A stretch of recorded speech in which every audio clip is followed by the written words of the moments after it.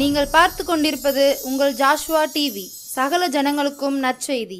கிருபையின் வாசல் இது, தெய்வம் தந்த வாசல் இது, மகிமை நிறைந்தது, மகத்துவமானது. அல்லேலூயா. கர்த்தருடைய பரிசுத்த நாமத்துக்கு ஸ்தோத்திரம். இந்த புதிய மாதத்தில் கூட இந்த காலை வேளையிலே இந்த ஜாஷ்வா டிவி மூலம் உங்களை யாவரையும் பார்க்க எனக்கு கிருபை. ஜனவரி முடிந்து, பிப்ரவரி முடிஞ்சு, மார்ச் முடிஞ்சு, ஏப்ரல் மாதம் 1ஆம் தேதி கர்த்தருடைய நாமத்திற்கு மகிமை உண்டாகட்டும். இந்த புதிய மாதத்தில் கர்த்தர் ஜாஷ்வா டிவி மூலம் எல்லா பகுதிக்கும் இந்த செய்தி ஒவ்வொரு மாதமும் ஒவ்வொரு வருடமும் வளர்ச்சி நிறைய பகுதிக்கு கடந்து செல்லுது. நீங்கள் எந்த பகுதியில் இருந்தாலும் இந்த நேரம் இந்த புதிய மாதத்திற்காக நம்ம ஏறெடுக்கிற விண்ணப்பங்களில் நீங்கள் கலந்து கொள்வேன்னு நினைக்கிறேன். அப்படியே நீங்கள் நடந்து போனாலும் எந்த இடத்துல இருந்தாலும் நீங்கள் கொஞ்சம் கண்ணை மூடி ஜெபிங்க. கர்த்தருடைய நாமத்துக்கு மகிமை உண்டாகட்டும். ஸ்தோத்திர ஆண்டவரே, நன்றி ஆண்டவரே. இந்த புதிய மாதத்தில் வாக்குத்தத்த செய்திக்காக நன்றி.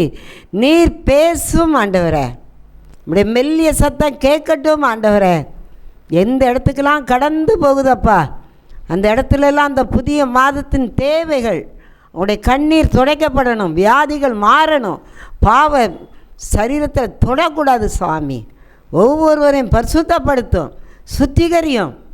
இந்த பரிசுத்த இரத்தத்துக்குள்ள மறைக்கிறோம். எப்பொழுதும் ஆண்டவரே, பிள்ளைகள் பாடுகிற பாடல்கள், அடையாளம் கொடுக்குற செய்தி இந்த மாதத்துக்கு மாத்திரமல்ல, என்றென்றைக்கும் அவர்களுக்கு ஆசீர்வாதமாக இருக்கட்டும். துதி கனம் மகிமை இயேசுக்கே. இயேசுவின் நாமத்தில் ஜெபிக்கிறோம் சுவாமி, ஆமேன். பிள்ளைகள் இப்பொழுது ஒரு பாடல் பாடுவார்கள், அதை ஆண்டவர் ஆசீர்வதிப்பார். ஹல்லேலூயா.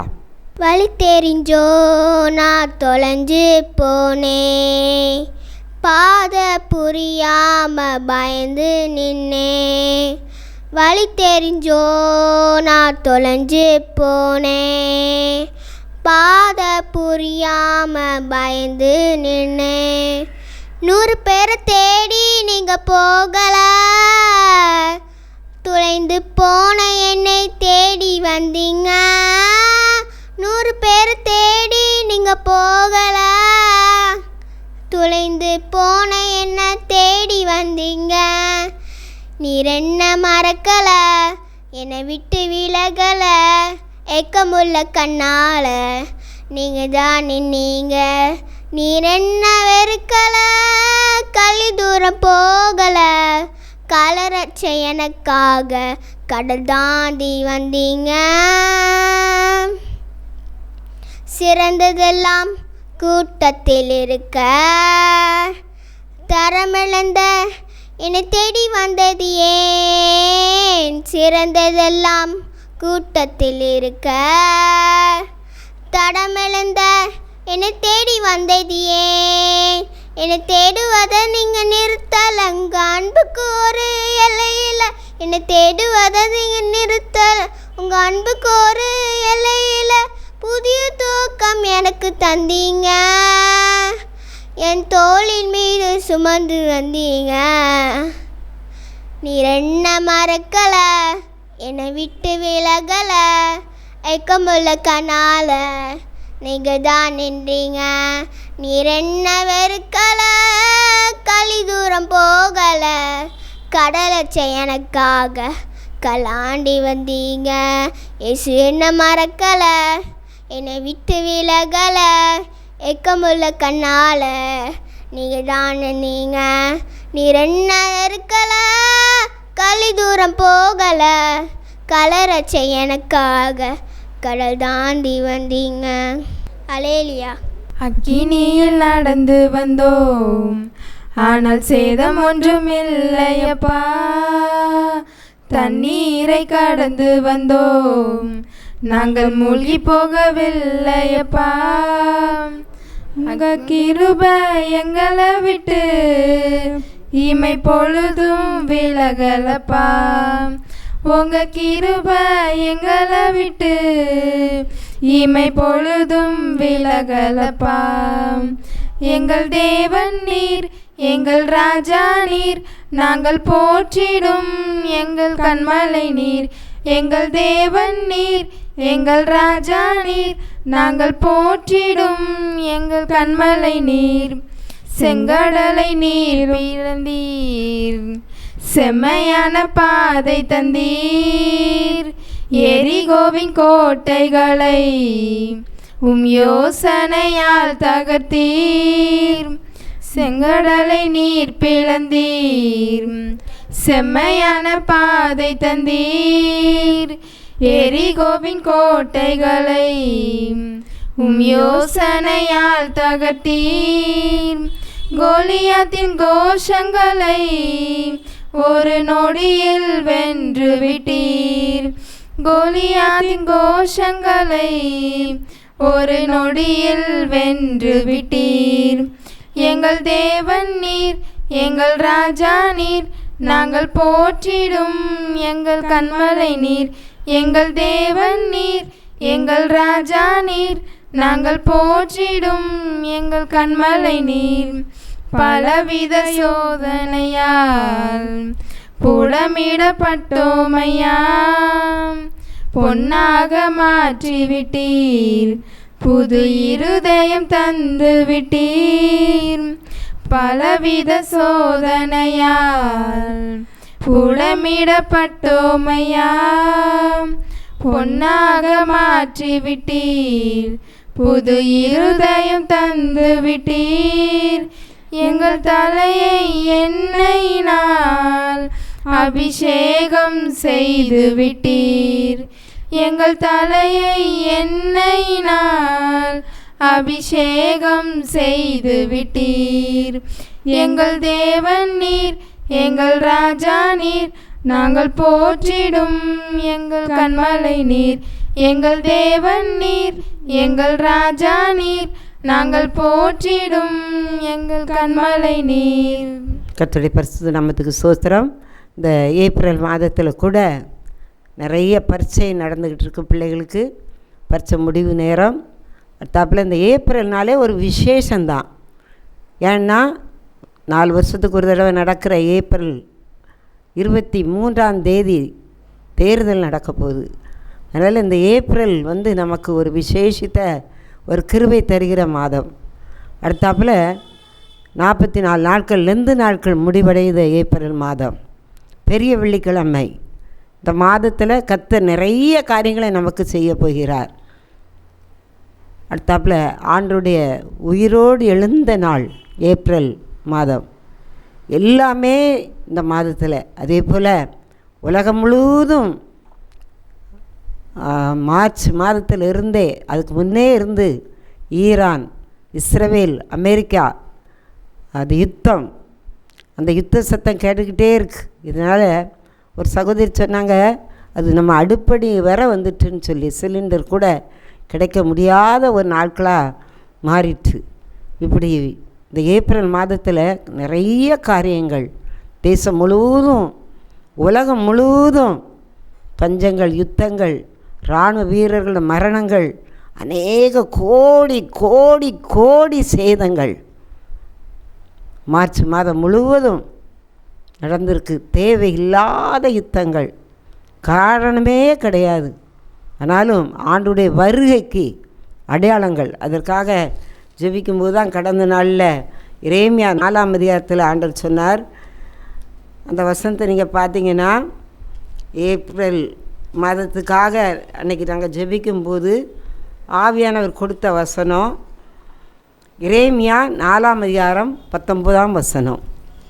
என் குடல்கள், என் ஆத்துமாவே, கீழே வருது, என் ஆத்துமாவே எக்காலத்தின் சத்தத்தையும் யுத்தத்தின் ஆர்ப்பரிப்பையும் கேட்டாயே. அதாவது ஏன் ஆண்டவரேன்னு கேட்கும்போது, கடந்த நாளில் நாங்கள் ஜெபிக்கும்போது ஆவியானவர் இந்த வசனத்தை உணர்த்தினாங்க. எப்படின்னா, என் ஆத்துமாவே எக்காலத்தின் சத்தம் யுத்தத்தின் ஆர்ப்பரிப்பையும் கேட்டாயே. இந்த வருகைக்குள்ள அடையாளங்களுக்காக சொல்லுதேன். எக்கால சத்தம் வானில் கேட்கப்படும்னு பைபிளில் இருக்குது. ஆனால் இந்த வசனத்தில் யுத்தத்தின் ஆர்ப்பரிப்பு. அப்போது ஆண்டு அனுமதியாமல் எதுவுமே நடக்காது. ஆண்டு அனுமதிச்சிருக்காரு. அதான் யுத்தத்தின் ஆர்ப்பரிப்பு. எக்கால சத்தம் அதுக்கு பின்னாலே வருது. என் ஆத்துமாவே கேட்டாயே அப்படின்னு சொல்லி எங்களுக்கு உணர்த்தினார். இன்றைக்கி வருகைக்குள்ள அடையாளங்கள் அதி சீக்கிரத்தில் இந்த 2026 கூட நம்ம நினையாத காரியங்கள்லாம் நடக்க போகுது. அதே போல் மோகனனை அடிக்கடி சொல்கிறாங்க, இதனூடே ஆண்டுடைய எழுப்புதலும் இருக்கும் என்று சொல்கிறாங்க. அதனால் ஏப்ரல் ஒரு விசேஷித்த ஆண்டு. அதுபோல் இந்த ஏப்ரல் மாதத்துக்காக ஜெபிக்கும்போது கர்த்தர் கொடுத்த வசனம் 1 பேதுரு 1:21. எல்லோரும் எடுத்துக்கோங்க, தம்பி வாசிப்பாங்க. 1 பேதுரு 1:21. உங்கள் விசுவாசமும் நம்பிக்கையும் தேவன் மேல் இருக்கும்படி அவரை மரித்தோரிலிருந்து எழுப்பி அவருக்கு மகிமையை கொடுத்தார். அல்லேலூயா. நம்ம உயிர்த்தெழுந்த பண்டிகை கொண்டாட போகிறோம் இந்த வாரத்தில். அப்போ ஆண்டவர் சமூகத்தில் காத்திருக்கும்போது உங்கள் விசுவாசமும் நம்பிக்கையும் யார் மேலே இருக்கணுமா? இந்த உலகத்து மேலேயோ நம்ம சரீரத்தின் மேலேயோ இல்லை. உங்கள் விசுவாசம், நம்முடைய விசுவாசம் தளர்ந்துருது. யுத்தத்தின் ஆர்ப்பரிப்பு, எக்காலத்தின் சத்தம், சரீர பலகீனம். நாங்கள் ஜெபத்துக்கு வரும்போது கூட எனக்கு ஒரு சகோதரி ஃபோன் பண்ணி, கொஞ்சம் வயசு, அவங்க ஏதோ ஒரு பலகீனம் பார்த்துக்கிட்டே இருந்தாங்க.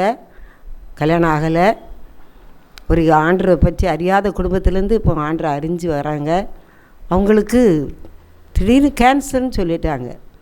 அந்த வார்த்தையே அவங்க சரீரத்தை உருக்கிச்சு. நான் சொன்னேன், இல்லை, அது ஒரு பலகீனம், அதை பெருசாக நினையாதங்க. உங்கள் விசுவாசமும் உங்கள் நம்பிக்கையும் யார் மேலே இருக்கணும்? தேவன் மேலே. எனக்கு இப்படி வந்துடுதே என்று சொல்லி அந்த சகோதரி பயந்தது வேற, பலகீனம் தாக்குது வேற. ஆனால் ஆண்டவர் அவரை மரித்தோரிலிருந்து எழுப்பி அவரை மகிமை கொடுத்தார். இந்த வருஷம் இந்த மாதத்தில் ஆண்டவர் அவருடைய சிலுவை பாடுகள் நம்ம நினைக்கும்போது, அவருடைய சிலுவையில் அறையப்பட்டு அவர் அடக்கம் பண்ணாங்க. ஆனால் பிதா அவரை மரித்தோரிலிருந்து எழுப்பி, ஹல்லேலூயா, மரித்தோரிலிருந்து எழுப்புகிற தேவன், உங்கள் பலகீனத்திலேருந்து எழுப்புகிற தேவன்.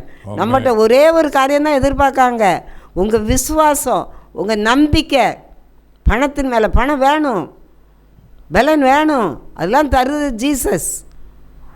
இந்த 3 மாதமும் ஆச்சரியமாய் வேகமாய் 2026 பிறந்தது போல் இருந்தது. 4வது மாதம் செய்திக்கு வந்துட்டேன். அப்போ நினச்சேன், எவ்வளோ காலங்கள் வேகமாய் காலாண்டு முடியுத அளவுக்கு கொண்டு வருது. அப்போ நம்முடைய நம்பிக்கை எங்கே இருக்கணுமா? தேவன் மேல் இருக்கணும். நம்ம சரீரமோ பணமோ அடுத்த செகண்ட் நம்முடைய பலகீனங்கள் எப்படி வரும்னு தெரியாது. கடந்த நாளில் தினரன் சித்தப்பா செய்தி கேட்டுக்கிட்டு இருந்தேன். அப்போ அவங்க சொன்னாங்க, ஆஃபீஸில் வேலை பார்க்கும்போது அவங்க ஹெட் ஆஃபீஸ், எல்லா பேங்குக்கும் ஹெட் ஆஃபீஸ், பணம் கோடி கோடி பணம் கரெக்டாக இருக்கணும். 5 மணிக்கே எழும்பி அவங்க புறப்பட்டு ஆஃபீஸ் சாவி எல்லாம் அவங்ககிட்ட தான் இருக்குமா. எல்லாத்துக்கும் கணக்கு கொடுக்கணும். ஒரு பணத்தில் கூட எதுலேயும் தப்பு தவற நடந்துடக்கூடாது. எல்லா மேனேஜர், எல்லா கீழே வேலை செய்த கும்பஸ்தா, வாட்ச்மேன், எல்லார் கணக்கும் அவர் கையில் தான். அதனால் ராத்திரி 5 மணி, காலையில் 5 மணிக்கு எழும்பி போய் ராத்திரி 12 மணிக்கு தான் எல்லாத்தையும் மூடி கதவெல்லாம் பூட்டி சாவியெல்லாம் எடுத்து ஹெட் ஆஃபீஸ் சென்னையில் பெரிய ஆஃபீஸ் பேங்க்கு அதை முடித்து 12 மணிக்கு அன்று படுக்கும்போது செவி இவ்வளோ நேரம் வேலை பார்த்துருக்க, இருந்தாலும் இப்போ நீ என்னுடைய பிள்ளை, என்கிட்ட பேசுமா அப்படின்னு சொல்லுவாங்களாம். அங்கே ஜோம் பண்ணிட்டு படுப்பாங்களாம். வாரத்தில் 6 நாள் வேலை, 7வது நாள் தான் ஃப்ரீ. அந்த ஞாயிற்றுக்கிழமை ஆலயத்துக்கு போயிட்டு வந்த உடனே ஆண்டவர் சொல்வாராம். அப்போ தெரு பிரசங்கமே கிடையாது. அவங்க அது சொல்லாங்க, 1985 1900 அந்த வருஷம் முடியும் மட்டும், அந்த 2000 பிறகு மட்டும் அவங்க பல வேலைக்கு போனாலும் சுவிசேஷ வேலையை செஞ்சாங்களாம். ராத்திரி 7 மணி 8 மணி முடிஞ்சு வீட்டுக்கு வருவாங்களாம். பிள்ளைகள், மனைவி, குடும்பம் எதையுமே அவருக்கு பார்க்க நேரம் இராதான். ஆனால் பிள்ளைகள், குடும்பம், அவருடைய ஈஸ்வரிக்கிற ஊழியம் எல்லாவற்றையும் ஆண்டவர் சிறப்பாக நடத்தினாராங்களாம். அதை சாட்சியாக சொன்னாங்க. அப்போ எனக்குள்ள ஒரு எண்ணம், நம்ம என்ன செய்தோம் அந்த நாளில்? சுவிசேஷ ஊழியத்துக்கு அவ்வளோ முக்கியத்துவம் கொடுத்துருக்காங்க. இப்போ சுவிசேஷ ஊழியம் செய்ய முடியாத காலங்கள். ஆனால் அதுக்கு பிறகு டிவி மூலம் எதுலலாமோ பெரிய பெரிய கன்வென்ஷன் மீட்டிங், அவங்க மறிக்க மட்டும் இயேசுக்காகவே ஓடினாங்க. பாருங்கள், இந்த கடைசி நாட்களில் நிற்கிறோம். நம்முடைய கண்கள், நம்ம சரீரம் வேணும், எல்லாம் வேணும். ஆனால் மரித்தோரிலிருந்து எழுப்புகிற பண்டிகை, உயிர்த்தெழுந்த பண்டிகை கொண்டாட போகிறோம் வருகிற ஞாயிற்றுக்கிழமை. அதற்கு முன்பாக இந்த வசனத்தை பிடித்து, ஆண்டவர் என் சரீரத்தில் இருக்கிற ஒவ்வொரு அவயங்களையும் பரிசுத்தமாக்கி, அதில் பலகீனங்கள் இருந்தாலும் எடுத்து போட்டு நம்மை பலப்படுத்தணும். அல்லேலூயா. அடுத்தாப்பில் இன்னும் ஒரே ஒரு வசனத்தை பார்த்துட்டு ஆண்டவர் ஒரு காரியத்தை எனக்கு சொன்னார், அதுக்கு சொல்கிறேன். 2 பேதுரு 2ஆம் அதிகாரம் 1ஆம் வசனம். எல்லோரும் எடுத்து வச்சுக்கோங்க. 2 பேதுரு 2ஆம் அதிகாரம் 1ஆம் வசனம். கள்ள தீர்க்கதரிசிகளும் ஜனங்களுக்குள்ளே இருந்தார்கள், அப்படியே உங்களுக்குள்ளும் கள்ள போதகர்கள் இருப்பார்கள்.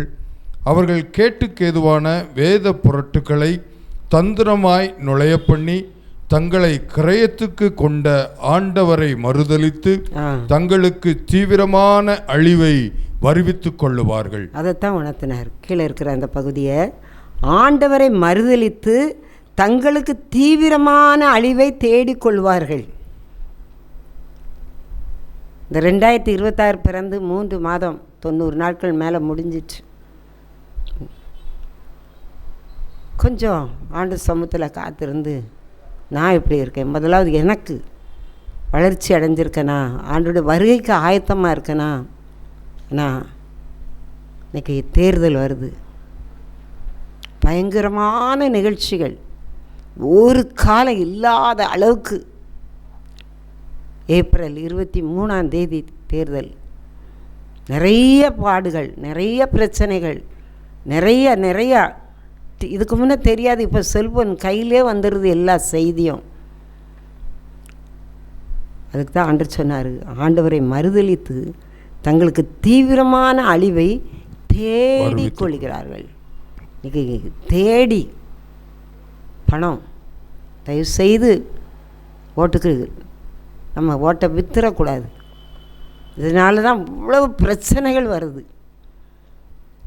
அதெல்லாம் வர்றவங்ககிட்ட கட்டாயப்படுத்தி சொல்லுவேன், ஆண்டுடைய கண்கள் நம்மளை பார்த்துக்கிட்டே இருக்கு. இந்த தேர்தல் நேரம் அதிகமாக ஜெபித்து, ஆண்டவரே நான் யாருக்கு ஓட்டு போடணும், என்ன செய்யணும்? அவர் ராஜாக்களை தள்ளி ராஜாக்களை ஏற்படுத்துகிறவர். கடந்த நாள்லாம் தானியேல் 2ஆம் அதிகாரத்தில் ஆண்டவர் ஒரு வசனத்தை கொடுத்தார். ராஜ்யம் வந்து கர்த்தருடையது, ராஜ்யத்தை ஏற்படுத்தி தருகிறவர் இயேசு. அந்த வசனத்தை வாசிக்கும் போதே எனக்கு ஆவியான உணர்த்தின காரியம், ஆண்டவர் தான் ராஜ்யங்களை ஏற்படுத்தி ராஜ்யங்களை தருகிற தேவன்.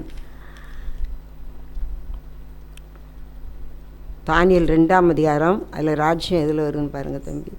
21வது வசனம் வாசிங்க. அவர் காலங்களையும் சமயங்களையும் மாற்றுகிறவர், ராஜாக்களை தள்ளி ராஜாக்களை ஏற்படுத்துகிறவர், ஞானிகளுக்கு ஞானத்தையும் அறிவாளிகளுக்கு அறிவையும் கொடுக்கிறவர். ஆமென், அல்லேலூயா. ஆமென். ஏன்னா ஆண்டுடைய கண்கள் பார்த்து கொண்டே இருக்கு. நம்ம எல்லாரும் ஜெபிக்கோம், நிறைய பேர் ஓசருந்து ஜெபிக்காங்க. சோஸ்வா டிவியில் கூட 44 நாள் ஊழியர்களை வைத்து ஜெபம், இன்னும் 12 மணி நேரம் தேர்தலுக்காக ஜெபிக்க வருகிற சனிக்கிழமை வச்சிருக்கோம். நிறைய ஜெபம், அதிகமாக நிறைய ஊழியர்கள், ஆண்டவர் நிறைய பேரை எழுப்பி வரார். அதுலேயும் சிலர் கடல் காற்று கொந்தளிக்கும் போது யோனா அடித்தட்டில் தூங்கி கொண்டு இருந்தான். அதே போல் தேவனுடைய பிள்ளைகள் அநேகர் அடித்தட்டில் தூங்குறது நடக்கு. இதெல்லாம் மாறணும். கர்த்தர் மாற்றி தருவேன்னு சொல்லியிருக்கிறார். நமக்கு தானே அழிவை வருவித்து கொள்ளாதபடி காலங்களையும் சமயங்களையும் மாற்றுகிற தேவன். அவர் மாற்றுவார், நிச்சயமாக நம்மை மாற்றுவார். அல்லேலூயா, அல்லேலூயா. தப்பில் இந்த ஏப்ரல் மாதத்துக்காக பரீட்சை எழுத பிள்ளைகளுக்காக அதிகமாக நம்ம ஜெபிக்க வேண்டியிருக்கு.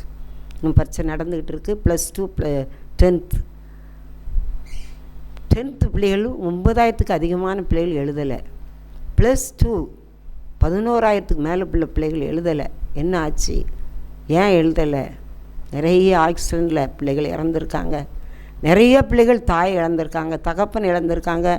படிக்க முடியாத சூழ்நிலை, செல்போன், ஆவி, லவ், நிறைய பிரச்சனைகள். 10th பிள்ளைகளுக்கும் +2 பிள்ளைகளையும் படிக்க விடாதபடி, பரீட்சை எழுத விடாதபடி, இன்னும் தோல்வி பெற்றக்கூடாது, தோல்வியிலே நிறைய தற்கொலை வந்துடக்கூடாது. ஏப்ரல் அதிகமாய் ஜெபிக்கிற பிள்ளைகளுக்காக சொல்லுகிறேன், நீங்கள் ஜெபிங்க. அடுத்த வீட்டில் பிள்ளைகள் படிச்சிருது, ஏன் பிள்ளைகள் எழுதலை அப்படி நினையாதீங்க. எல்லா பிள்ளைகளும் நம்முடைய பிள்ளைகள். நம்முடைய பிள்ளைகளுக்காக நம்ம அதிகமாக ஜெபிக்கணும். அதை ஜெபிக்கும்போது வருகிற ஏப்ரலில் தேர்தல், தேர்வு, யுத்தம், நிறைய காரியங்களுக்காக ஜெபிக்க வேண்டியிருக்கு. இதிலிருந்து நாள் முடிவடையுது. இதிலிருந்து நாள் முடிவடையும். ஒரு பெரிய மாற்றம், ஒரு வசந்த காலம் தேசத்தில் தேவன் தரப்போகிறார். நான் விசுவாசிக்கிறேன். ஆண்டுடைய பிள்ளைகள் ஜெபிக்கிற ஜெபங்கள் வெறுமையாக போக முடியாது. நம்ம வைராக்கியம்தான் தேசத்தில் மாற்றம் கொண்டு வரணும். ஈரானில் மாற்றம் கொண்டாடணும். துபாய் அடிபடுது, நிறைய கத்தார் அடிபடுது, நிறைய எண்ணெய் கிணறுகள், நிறைய ஆயில், எல்லா சிலிண்டர், எல்லா பெட்ரோல், டீசல். ஆண்டுடைய வருகையும் போது விலைவாசி உயர்வு, பஞ்சம், தண்ணீர் பஞ்சம், உணவு பஞ்சம், எல்லாம். ஹோட்டல் சுரண்டையில் எடுத்திங்கன்னா நிறைய ஹோட்டல் மூடப்பட்டிருக்கு. வருகையின் அடையாளங்கள் மாத்திரம் இல்லை, பஞ்ச நாட்கள். அதுக்கு முன்பாக ஆண்டவரை ஏற்றுக்கொள்ளுங்க. இந்த சோஸ்வா டிவி எத்தனை வருஷமாக கதறுது. தம்பி தமிழரசன் இரவும் பகலும் அவன் விலையினப்பட்டுட்டு அவ்வளவு சோர்வு வந்துட்டு. இன்றைக்கி சாயந்தரம் வாரந்தோறும் நடக்கிற சுகமளிக்க ஆராதனை மூலம், தம்பி மூலம், எல்லா பகுதியிலும் ஜெபம் ஜெபம் ஜெபம். இந்த வார்த்தை கடந்து போயிட்டே இருக்குது. இது கொஞ்ச காலம்தான்.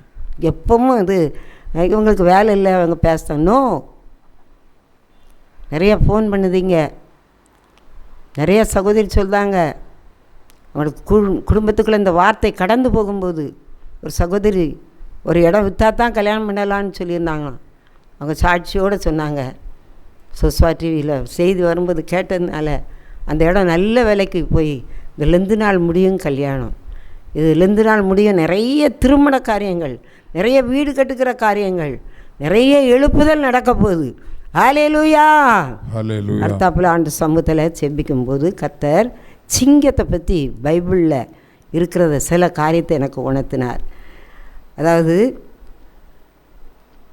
சங்கீதம் 91:13, சங்கீதம் 91:13.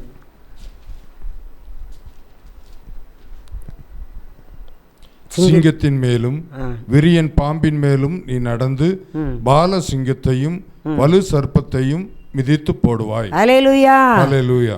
ஏசப்பா, நான் செய்தி கொடுக்கணும். சிங்கம், நீதிமான் சிங்கத்தை போல் தைரியமாக இருக்கிறான். அதை உணர்த்தினாங்க. அப்பா, நான் நீதிமானாக இருந்தா, அவருடைய இரத்தத்தால் கழுவப்பட்டு இருந்தா, நான் ஒரு நீதிமான். சிங்கம், காட்டு ராஜா, அந்த ராஜா போல நீ தைரியமாக இரு. வரப்போகிற சோதனை காலம், வேதனை காலம், பயங்கரமான நாட்கள். ஏப்ரல் மாதம் ஆரம்பத்திலே நம்ம ஜெபிக்கும் போது கர்த்தர் பார்த்து கொள்ளுவார். சிங்கத்தை போல தைரியமாயிரு, நீ சிங்கத்தின் மேலும் வலு சர்ப்பத்தையும் மிதித்து போடுவாய். அது உன் காலு கீழே தான். அதே போல் 1 பேதுருல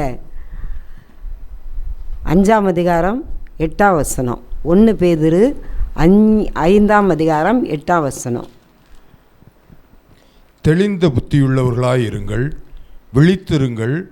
ஏனெனில் உங்கள் எதிராளியாகிய பிசாசானவன் கர்ச்சிக்கிற சிங்கம் போல் எவனை விழுங்கலாமோ என்று பகை தேடி சுற்றித் திரிகிறான். பாருங்க, நீதிமானுக்கு சிங்கத்தை போல, சிங்கத்தை மிதித்து போடுவாய். அதே பைபிளில் அந்த சிங்கம் யாரை விழுங்கலாம்னு பிசாசுக்கு உதாரணம் போட்டிருக்கு. பாருங்க, பைபிளில் இது எதுக்கு ஆவியானவர் இந்த மாதத்துக்கு சொன்னார்னு எனக்கு புரியலை. ஆனால் ஆவியான நீ சொல்லு, சிங்கத்தை போல தைரியமாக இரு, சிங்கத்தை மிதித்து போடுவாய். 3வது சொன்ன காரியம் எதிராளி, அவன் பிசாஸ். சிங்கத்தை எதற்கெல்லாம் ஆண்டவர் உதாரணமாக காட்டுதார். பைபிளில் நிறைய இருக்குது. நான் சொல்றதை குறித்து வச்சுக்கோங்க. நீதிமொழிகள் 26:13 பாருங்கள். நீதிமொழிகள் 26:13.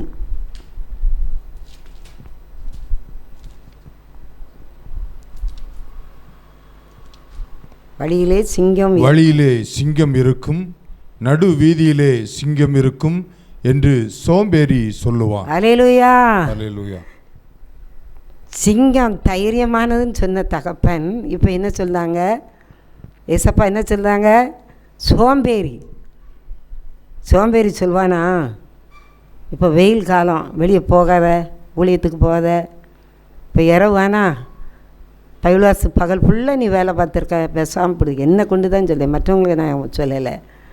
பைபிள்வாசி ஜெபம் பண்ணி ஆண்டரோட உறவாடி ஆண்டு வாயிலேருந்து என்ன வார்த்தை நமக்கு வருதுன்னு கேட்குமுன்னே, வழியில் சிங்கம், நடுவீதியில் சிங்கம் என்று சோம்பேறி சொல்கிறான். நம்ம சோம்பேறியாக இருக்கோமா? சிங்கத்தை இதுக்கெல்லாம் ஆண்டவர் உதாரணம் காட்டுதார். இதை சொல்லு, ஏப்ரல் மாதத்துக்கு பேசு, இது அநேகருக்கு பிரயோஜனமாக இருக்கும். போன தடவை வேலியை பற்றி பேசினேன், அநேகர் ஃபோன் பண்ணி சொன்னீங்க இந்த வேலி எதுக்கெல்லாம் காரணமாக இருக்குன்னு சொல்லி. அடுத்தாப்பில் இன்னும் ஒரே ஒரு வசனம், தானியேல் 6:22. தானியேல் 6:22.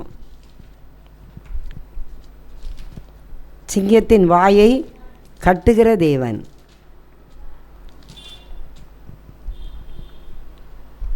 ராஜா கெபியின் கிட்ட வந்தபோது துயர சத்தமாய் தானியேலை கூப்பிட்டு, தானியேலே, ஜீவனுள்ள தேவனுடைய தாசனே, நீ இடைவிடாமல் ஆராதிக்கிற உன் தேவன் உன்னை சிங்கங்களுக்கு தப்புவிக்க வல்லவராய் இருந்தாரா என்று தானியேலை கேட்டான். அல்லேலூயா. அல்லேலூயா. பாருங்க, இதுலேயும் ஒரு சிங்கம் வருது. நிறைய இருக்குது பைபிளில், நான் கொஞ்சம் தான் பார்த்தேன். சிங்கத்தின் வாயை கட்டின தேவன், உனக்கு விரோதமாய் சிங்கம், எதிரியாளியான சிங்கம், பிசாசானவன சிங்கம், அவனுடைய வாயை கட்டும்படியாக தேவன் கிருபை தருகிறார். உனக்கு விரோதமாய் பேசப்படுகிற நாவு கட்டப்படும். சத்துரு வாயை திறந்து நிற்பான். நான் ஊழியத்தின் பாதையில் சிலர் சொல்லுகிற வார்த்தை உடஞ்சிரும். ஆனால் ஆவியானவர் சொல்வார், நீ எனக்கு தானே ஊழியம் செய்த, மனுஷருக்கென்று ஊழியம் செய்யலை, கர்த்தருக்கென்று ஊழியம் செய்த, எதற்கு பயம்?